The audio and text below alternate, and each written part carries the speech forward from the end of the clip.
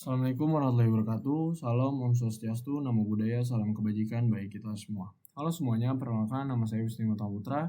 Saya dari Teknologi Rekayasa Otomasi Angkatan 25, 3 digit NIM terakhir saya 087. Di sini saya ingin menjelaskan fundamental C++ level 3 dan 4 dari mata kuliah Algoritma dan Pemrograman. Kita lanjut saja ke materinya. Yang pertama ada C++ level 3 atau kondisional. Yang pertama penggunaan if, else, dan logika boolean. Yang kedua loop, for while, do while, serta iterasi array dengan loop.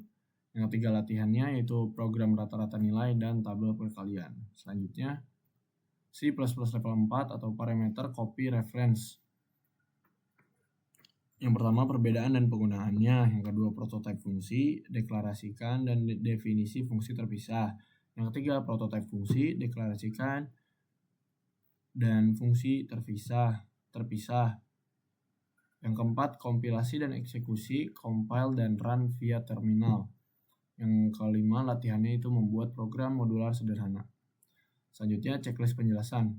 Jelaskan if else, dan logika boolean. Tunjukkan penggunaan for, while, do while, iterasi array dengan loop. Latihannya program rata-rata nilai dan tabel perkalian. Bedakan parameter by copy dan by reference. Gunakan prototipe fungsi dengan contoh. Setelah itu pisahkan kode ke file HPP dan CPP. Setelahnya compile dan run program via terminal. Yang terakhir latihan itu kita membuat program modular sederhana.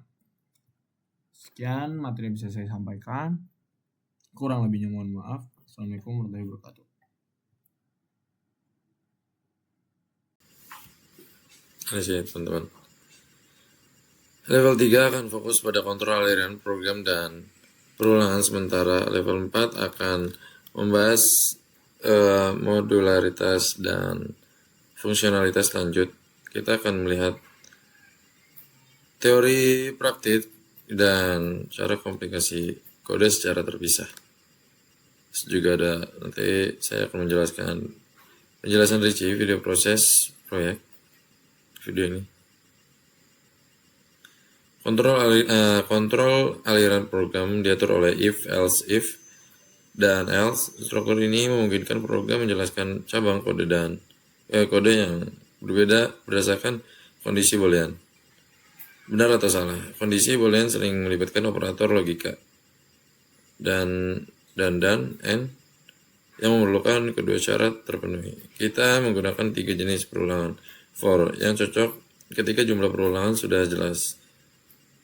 Misalnya mengulang 5 kali untuk 5 elemen array. While yang akan terus mengulang selama kondisi bernilai true dan kondisinya diperiksa di awal, dan do while yang mirip while tetapi blok kode dijalankan minimal 1 kali sebelum kondisi diperiksa akhir gitu teman-teman. Terus juga ada di sini video sini saya menjelaskan program rata-rata nilai juga. Literasi array dan logika boolean dalam kode. Program praktik pertama adalah mengklarifikasikan nilai siswa menggunakan perulangan for. Untuk iterasi array dalam perulangan, setiap nilai siswa dicek menggunakan logika if else yang kompleks. Terus juga validasi input dan do while. Bagian penting lainnya adalah validasi input dan perulangan do while. Saya menggunakan loop while untuk memastikan pilihan pengguna misalnya 1 atau 2 valid. Nah, sementara itu loop do while digunakan untuk mengulang proses cek nilai. Ini memastikan pengguna selalu masukin nilai minimal 1 kali dan program terus berjalan hingga pengguna milih untuk berhenti selama input bukan Y atau Y. Parameter dan prototipe fungsi. Fokus utama video sebenarnya kita masuk ke level 4 yaitu parameter by copy atau paste by value. Ketika fungsi dipanggil, yang dikirim hanyalah salinan nilai argumen. Akibatnya perubahan yang terjadi pada variabel di dalam fungsi tidak akan mempengaruhi variabel aslinya di luar fungsi. Dalam demo, nilai A tetap 10 meskipun di dalam fungsi sudah ditambah 5. Terus parameter by reference dan prototype juga. Berbeda dengan berbeda dengan itu. Parameter by reference bekerja langsung pada variabel asli di alamat memori yang sama. Untuk menggunakannya kita menambahkan simbol dan ampersand setelah tipe data int dan x. Dalam demo nilai b berubah menjadi 15 karena fungsi bekerja langsung pada variabel b yang asli.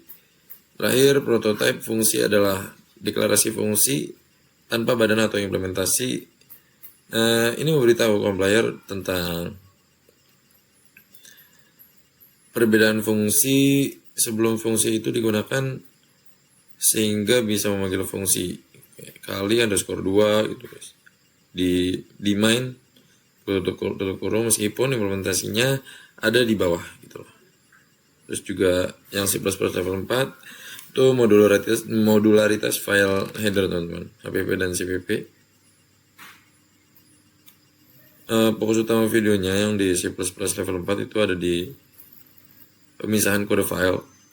Untuk proyek besar, kode harus dipecah jadi file yang lebih terorganisir. Modularitas kita bisa membagi kode menjadi dua jenis file, header file H atau HPP dan source file CPP itu. Fungsi file HPP juga fungsi file tuh ini guys. Header file kan yang .hpp itu berisi deklarasi atau prototype fungsi saja. Serta konstanta ini berfungsi sebagai antarmuka interface. Source file CPP berisi implementasi atau badan fungsi yang sebenarnya dengan cara ini file utama main.cpp hanya perlu menginclude file HPP untuk mengetahui untuk fungsi sementara implementasi berada terpisah di CPP.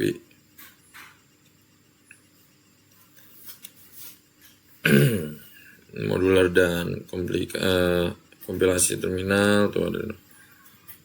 Struktur program modular sederhana sebenarnya di video ini guys.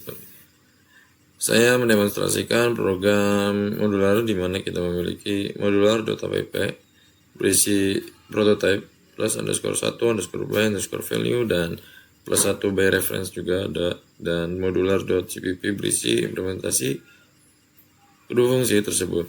File utama yang main CPP kemudian menginclude modular HPP. Ketika main CPP dijalani, nilai A dikirim by value, nilai A tetap 10 dan nilai B dikirim by reference, nilai B berubah menjadi 11. Untuk mengompilasi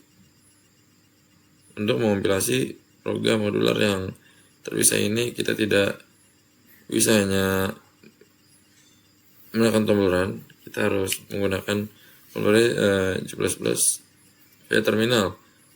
Perintahnya adalah G++ main.cpp modular.cpp program underscore modular. Perintah ini memberitahu compiler untuk mengambil video dari kedua file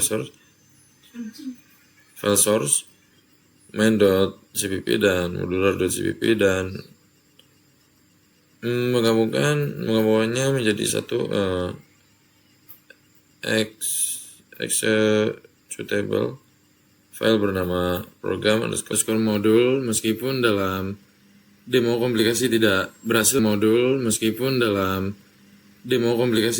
berhasil karena masalah path di terminal. Secara konsep